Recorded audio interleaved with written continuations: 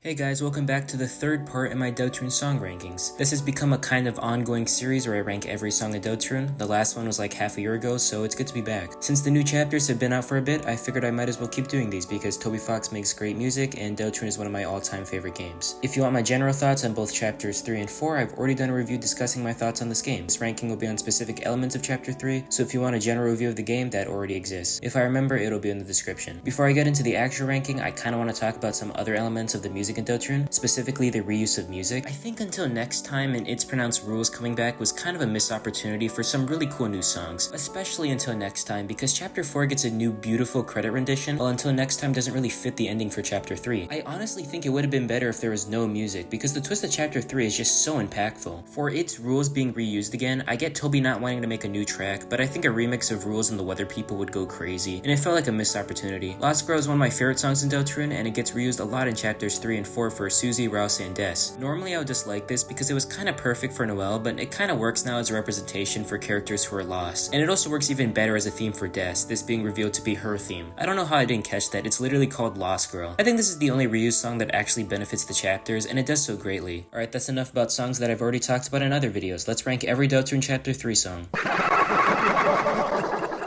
I guess people found out the Shadow Manto's guy's name is based off this song, so yeah, their name is Iram. This is just more glitchy, uncanny stuff for a very glitchy, uncanny character. I like Iram a lot. Them calling out Chris directly is really cool. This fits for Iram very well, but it's practically nothing. Okay, it actually took me forever to figure out where this is even used in the game, but it's apparently used in one room that tells you to go to the Northern Light, most likely referring to the glaciers that have the door that uses the ice key. It's very similar to Flashback, which is the song at the start of Chapter 3, and more importantly, the song used in Snowgrave. There's a lot of cool meaning to this song, but it's kind of nothing on its own. Pushing Buddies to my memory is this one bit where you push Rouse around as a block. It might be used somewhere else, but I couldn't find anything, and I only remember this one part. Not much to say, it's pretty funny in the game, but the song itself is purposely corny. So Quarry is another unused song that was put in Deltarune's OST. This was used for a Blue Sky post and a Deltarune teaser, and a couple weeks before Deltarune dropped. The teaser itself was cool, but the song just feels like a throwaway and didn't really need to be in this OST. This plays when using Lancer in both arcade games. It was also used in the Spamton sweepstakes as a Rickroll parody. Apparently the title of the song is a Legend of Zelda reference. Actually, now that I think about it, these chapters had a lot of Zelda references, from Into the Pit It Burns to this song, along with plenty others from both arcade games that I missed. Unfortunately, yeah, this one is a sound effect, one of the only sound effects in this OST. It does have Lancer though, so undecided. I kinda love this track, it's so funny. There really isn't much to say, it's just Susie destroying drums for 10 seconds. I also really like how all the instruments here come back and raise your bat. This is basically a sound effect though, but it's a really funny sound effect, so I guess D tier.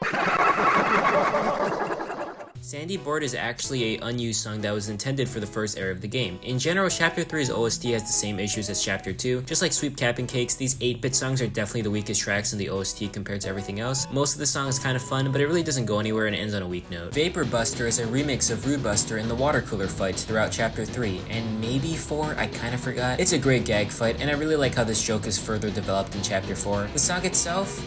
I actually thought this was just slowed down Rude Buster when I first played the game, but apparently this is original. I mean, it really doesn't change Rude Buster a ton and pretty much just slows it down, and it's far too long. This is still Rude Buster though, so I don't dislike this track, I just don't think it's anything special. This is just used for one secret gag where Tenna tries to show you his cool Rainbow Island. I actually got this Easter egg when I first played the game, so yeah, just putting that out there. It's kind of messed up when doing the secret minigames you can find Tenna venting about Chris on this island. This song is pretty cool. Good work, Tenna. Okay, I'm missing all the inside jokes with this song, but here's what I could gather off YouTube comments. Obviously these aren't reliable, so take everything I say with a grain of salt. This was originally uploaded as a rendition on the channel Silvagunna before Deltarune was even released. This song is also another Zelda reference in The Legend of Zelda Link's Awakening. I like these references and all, but I don't think I really needed this track, and a part of me wishes we just had Paradise Paradise playing normally when you got on the raft. However, I think the song is still decent, and I think it works pretty well in the game since the raft is this big reward for the whole game, so I feel like it would be a little less satisfying if the same song would play when traveling with it. Okay, here's the first actual used arcade game track in Deltarune. Much like the rest, it's decent. The ending is probably the best part, but for the most part, this doesn't really go anywhere. Obviously, these tracks are meant to feel simple, so I think it works in that regard, but I can't find myself listening to this very often. I do love the first desert board map though. It introduces all the best mechanics from Chapter 3, but the area track itself is probably the weakest part of this section of the game. Glacier is used for the second arcade game once you unlock the door. This area of the game is great. Being able to kill Birdly is kind of chilling. In general, I love the Snowgrave parallels here. This song is very ominous and uncanny. I originally really didn't like this song, but now I really appreciate it for how off and uncomfortable it is. It's pretty similar the whole way through, but there's some details put in this track to make it feel really uncomfortable. The song fades in and out constantly, and the general runtime makes it feel like it's going on for way too long. She Was Used Up, You Were Used Up is probably my favorite moment in all of the secret route. It's deeply disturbing, and this track really adds to that general experience. I'm gonna be honest though, I still hate listening to this.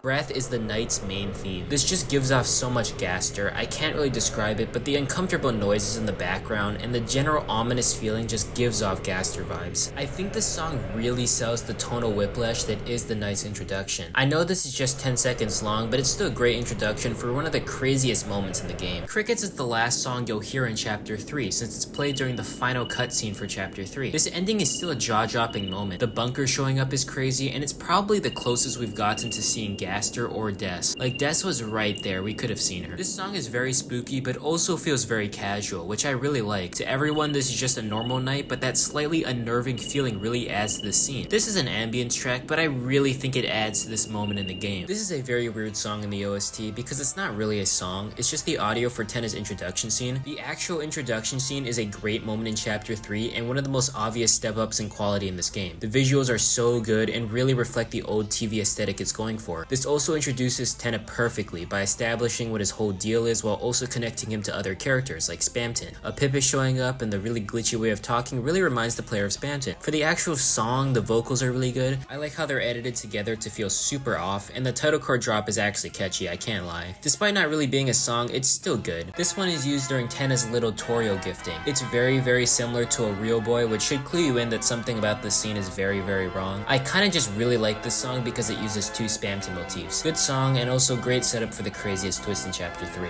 Bit Roots is used for the final secret arcade game. It was so cool playing this route and seeing a fully confirmed connection to Spamton. I've already said this in my last chapter song ranking, but I really like Digital Roots as an ambience track, so getting a remixed, even more uncomfortable song is really cool. This feels even more messed up than regular Digital Roots. You can hear the waves or wind constantly cutting out the main melody, and for a bit there I thought I heard the Kara theme. This feels like a proper extreme to take the secret route in. This is by far the most uncomfortable, glitchy track in the whole game. King of Raleigh Polly plays when you get the T-Rank room. This is one of the only songs I haven't actually heard in the game because I never unlocked the T-Rank room. It sounds really hard, I don't think it's worth it. It's really funny how the song made for a single room is a minute long. He didn't have to try that hard. The song itself goes kinda hard, I'm not gonna lie. I like how funky it feels. Board Clear plays during the opening title card of the arcade game, along with I believe also being the end credit music after the game show. It's strange that this one is called Board Clear, but once you realize it's used as end credit music, it mostly checks out.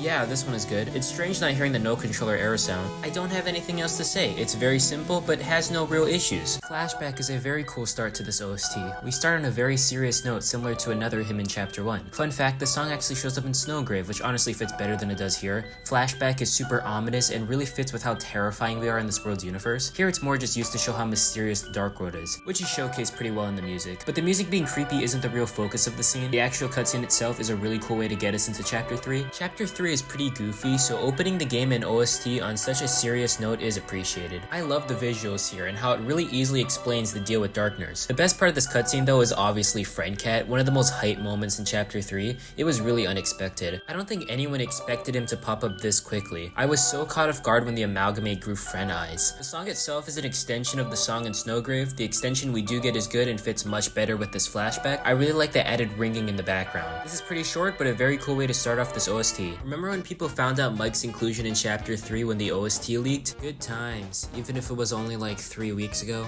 And now for today's presentation, this song also shows up a ton whenever Tenna is doing his game show persona. It's a pretty short song, but it's pretty fun. I think it's weaker than the other main Tenna themes, but it's still good and fits the game perfectly. This is used a lot in Chapter 3, mostly when Tenna is doing his game show persona. It fits super on the game and goes pretty hard. It has a nice evolution as it goes on with the added instruments. I really like the melodies too. Is it weird to say it kinda reminds me of Mario Kart? Super short and strong, but very fun. Another unused song. This was for the bonus city round of Tenna's game show, which was cut for pacing issues. This TV zone did end up being in the last section of the Shadow Mantle secret boss, so at least it got some use. However, the song itself still remains unused. This is one of the best arcade songs, so it's kind of a shame. I really like the silly vibes during this song. I have no idea how it would fit into the actual area, but on its own it's very fun. It doesn't help this track changes a lot too, and only in a minute. Doomboard is used when Tenna gets really mad at us and throws us into a more messed up game show. I think this is a really cool evolution of the usual game show theme. Toby made it a lot more intense, but not in a scary way, it just feels very malicious. I really like this one, it fits perfectly and fits the general vibe of Tenna.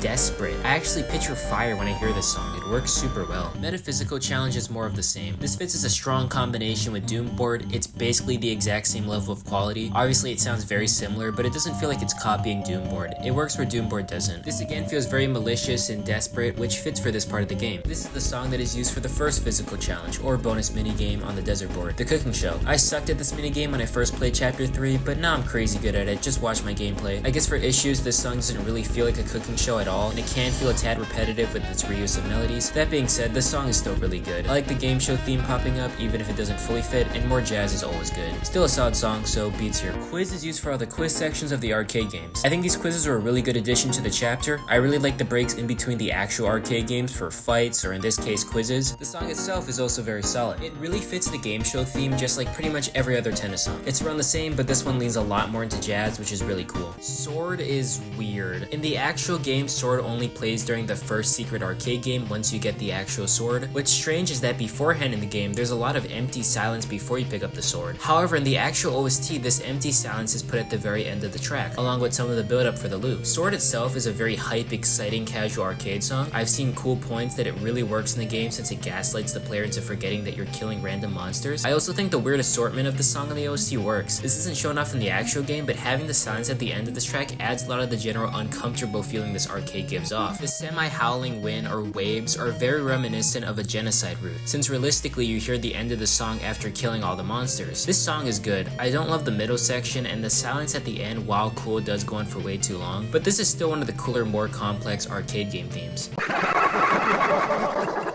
Dump holds a very special place in my heart. I know it's a really simple borderline ambience track, but I really like it. I think it's mostly how it works inside the game. One of my favorite moments during the Shadow Mantle route was opening the S tier door just to hear this stupid song. It really completely throws all your expectations out the window. I never got the S tier rank on my first playthrough, so I was always curious about what was behind the door. So getting this silly song in completely rundown place works so well. The song itself is also very good. It's really simple, but I like how it takes a short melody and adds multiple notes to it, including Hey Every. I don't know, I really like how this is one of the few spam thing connections we get, and how it's on a secret path we're not supposed to access. Really like this one. I'm aware it's not objectively really good, but I gotta defend it. Man, Iram is so cool. They're such an ominous character. The fact they can directly harm you is crazy. Like they have some sort of power that allows them to transfer over realms, which kind of reminds me of a certain someone. This is a really good boss fight, and the song fits it very well. I wish we got a little more of an uncanny vibe off this song, but it's fine. This song is a really great jam. It's quite short, but I pretty much like everything about it, and the actual boss fight is great. Paradise is used for the second area game in chapter 3, being the ocean board. This is probably my favorite arcade track. It still feels like an arcade song because it's still really simple, but it definitely has the most going on. It doesn't fall into the trap that a lot of the arcade songs have. It never feels repetitive, it's constantly changing throughout, really earning its much longer runtime. When first playing the game, I honestly got upset when getting on the raft because it paused the song. I really like how the song fakes you out by slowing down in the middle where most arcade games would stop before continuing with a new, more crushed theme. I also really like the ending where all the instruments cut out and you can only hear waves crashing. That's a really cool touch and sells you on the environment for the arcade game, reminding you that we are in fact near the ocean. Welcome to the Green Room is the area track for the Green Room. The Green Room is one of the coolest areas in all of chapter 3. I love how the rank you get in the arcade game lets you access new areas in the Green Room. I didn't even know there was a Z room or a T room. The amount of Easter eggs and new content just through this rank system is insane. The song itself fits in perfectly. It's one of the songs we got a full release for before chapter 3 came out, so it doesn't impact me a ton anymore, but it's still great. It's so relaxed and lovely, which perfectly fits the general vibe of the Green Room. I think we could have gotten a little more evolution as the song went, but it's alright I guess. I also don't think it had to be this long, since it feels like it already loops halfway through. I really didn't expect Toby to do this so early, but we got a remix of Rude Buster, titled Rooter Buster. I thought this was used throughout all the arcade game fights, but it might actually only be used for the Weather People fight, unless I'm missing something. I really like this fight, big fan of the attacks and Tenna constantly interrupting. It's also very interesting that we have to break up a happy couple in the divorce chapter of Deltarune. I like Alina and Lenino as characters, and I like how they kind of tie these arcade games together into a concrete story. Rooter Buster feels like a very natural, strong evolution of Rude Buster. In fact, it might even be better than standard Rude Buster, although I'm not a massive fan of that original track, so it's not super hard competition. I really like how it takes the same keys from the original song and adds more to it. I don't know how to describe it, but I really like the more this track brings. The drop towards the end is crazy, and the way it slows down and loops is so effective. It obviously has the benefit of the original song existing, but I think I like this more. Tempted to put it in S, but for now it's gonna be a really high A tier. The Roaring Knight appears. The Knight fight is the best boss fight in Chapter 3, and one of the best moments in the entire game. This is still probably the hardest boss fight in Deltarune yet. This song's first 30 seconds rule. This track feels like a loop, kinda like Power of Neo in Undertale, since this fight comes across as a scripted cutscene. What I really love is when you do the Shadow Mantle route and it's revealed that the song isn't a loop. When the looping stops and the song basically explodes into a fully composed track, that's just perfect. The start of this track is just so intense and kinda perfect. It feels like actual hell, which perfectly fits a normal playthrough of this fight. The Knight seems like such an impossible force, so this intense, brutal sounding song works so well. However, I don't think the start is the strongest part of Black Knife. I don't know, I just don't think the calmer sections work as well. So despite still sounding really good, the rest of the song just doesn't land as hard. I still think Black Knife is great, almost S tier, but the rest of this track doesn't come close to those insane first 30 seconds. Glowing Snow is a very somber, sad song that plays once you re-enter the green room after the game show is over. This song conveys a lot of meaning, especially in the actual game. I think this fits the deeper and more depressing aspects of Tenna's character. I really like how the game show is wacky and fun, but once it's over it feels empty and hollow. The save point dialogue really fits this, with it saying, once the show's over, the actors must go home. This area peels back Tenna's layers and shows his loneliness. After all, without a game show, he really isn't anything. This song also fits Ram perfectly. My glorious King Ram died just to be made fun of by a random Pippin. This was a really sad moment. Ram is a really cool character, and it's sad but also haunting that he mysteriously dies after trying to show Chris the truth. Lastly, I think the most important meaning of the song is the divorce aspect of this chapter. The sad, lonely tune most likely reflecting Chris' experience with divorce and them finding comfort in TV. There is just so much tragedy in this area, probably the most serious non-Shadow Mantle part of this game. I feel like this is an extreme opposite of the green room. Still relaxed, but in a much more lonely way to fit the change in tone. A great song, one of the objective best tracks in Chapter 3. It really sets up how serious Chapter 4 is gonna get. Toby once again continues his track record of amazing area tracks. This is probably the song I latched onto the most when I first played Chapter 3, and while I don't think it's the best anymore, it's pretty close. As I said in my original review for Chapter 3, the TV Road is definitely my least favorite section of the game. It's mostly a part of a bigger issue, being that this chapter isn't super fun to explore. The TV Road is cool, but I wish we got more outside of it. However, this doesn't take away from how awesome this song is. I wish we got some build up for this track like Cyber Road in Chapter 2, because this is just as good, if not better, than a Cyber's World. I love how the song constantly changes and constantly moves. There isn't a single wasted second throughout its runtime. It has a perfect loop too. It basically checks off every single box, and there isn't a dull second. Just an all-around amazing area track. Its TV Time and TV Road go back and forth in my head. For a while, I always put TV Road above TV Time because it's the song I latched onto quicker when playing the game. However, while writing this, I'm gonna make a last-minute change and put TV Time above TV Road. This is an incredible boss fight theme, obviously being used for Tennis Fight. It's a great boss fight. I love how it brings back everything from the arcade games. This song really reminds me of Big Shot, from the chaotic feeling it gives to the use of wows throughout the whole thing. Tenna at this moment in the game is extremely desperate, using this fight as a last-minute opportunity to stop the Fun Gang from stealing the Dark Fountain, and this song perfectly reflects that. This song for the most part feels really goofy and over the top, which fits Tenna throughout most of this chapter. Tenna in this boss fight is still putting on his game show host personality in a desperate attempt to get everyone back on his side, trying to make the gang have fun. This is pretty easily reflected with the song using tons of game show themes throughout. As the song goes on, however, we get some of the more intense tracks coming in, like Doomboard. This is probably my favorite part of the track. Tenna's more desperate and sinister personality starts to take shape, and right when it's about to go on for too long, we cut right back to the goofy theme before the song wraps up. I think this song goes above TV Road primarily because it really shows off Tenna as a character in pretty much every aspect. Love this track, love it. It might just be because it has lyrics, but Raise Up Your Bat is the best song in Chapter 3. It's close, but I'm giving it to this one. Raise Your Bat is used for the rhythm game minigame after the Ocean Board. I love the lyrics here. It basically foreshadows a lot of the night battle, the Titan battle, and possibly future encounters like Friend Cat or Gaster. I think this song is mostly about Des in the night though. It doesn't help that the song is called Raise Your Bat, one of the main things we know about Des. The line Raise Your Bat for a faithful fright is probably the most layered song in the game. Obviously bats are Des' thing, however what the faithful fright actually is can really be up for debate. The Titan and Prophecy are both great choices since they're both chapter 4 motifs and very faithful in nature. However, I think the faithful fright being the night is the right choice because it connects Des and the night together. But we could take this even further. Let's say that the one raising the bat is Des and the faithful fright is the one that caused her to go missing. Obviously we can't draw a lot from Des, but we can say the faithful fright is Gaster, the one who most likely wrote the prophecy, making him pretty faithful. Let's not forget to mention that there are two versions of the lyrics we get, the accurate lyrics and the lyrics that Rouse sings. He seems to change the lyrics to fit in with the narrative of chapter 3, like mentioning Toriel, but Rouse also seems to be changing the lyrics to get rid of the dark material around blood and the prophecy. This was really interesting and very subtly foreshadows what's going to happen in chapter 4. By attempting to remove the lyrics foreshadow in chapter 4, Rouse accidentally starts foreshadowing his involvement in chapter 4, which is such a cool moment of character writing. That being said, he doesn't change the lyrics for the chorus, which by the way is perfect, easily the best part of the song. Don't Forget coming back here is amazing. This is one of the only Don't Forget motifs in chapter 3 and 4. The chorus is probably the same as the original version of Don't Forget. This time it ties a lot more into chapter 4 with our souls being the light inside the dark. The chorus is on us, the player or the angel. I did this all without even mentioning the song itself. Toby out here working with guitars and drums, good for him. The actual song has multiple guitar solos in between which go crazy. It proves the song is still awesome without the lyrics. Plus the actual instrument for the chorus are insane, combining Lost Girl and Don't Forget together. If you don't know, in chapters 1 and 2, Lost Girl and Don't Forget are objectively the best two songs, so having them combined here is insane. It also doesn't help that I'm absolutely cracked at the rhythm game. Easily one of my favorite moments in chapter 3. I love the minigame and I love this song. S tier. And that's my ranking. The tier list is on screen now. Generally, I think Chapter 3's OST is the second weakest in the game, behind Chapter 1. I feel the same way about this OST, the same way I feel about Chapter 3 in general, and its ranking among the other chapters. It's pretty close to Chapter 2's OST, I just don't think any song here gets as good as Attack of the Killer Queen or Lost Girl. However, it's a lot more consistent and doesn't have Sweep Cap and Cakes to drag it down. Anyways, thanks for watching. The Chapter 4 ranking will come out next month. Spoilers, but the Chapter 4 OST is easily the best in the whole game, just like the chapter itself. Thanks for watching, and this is an epic outro.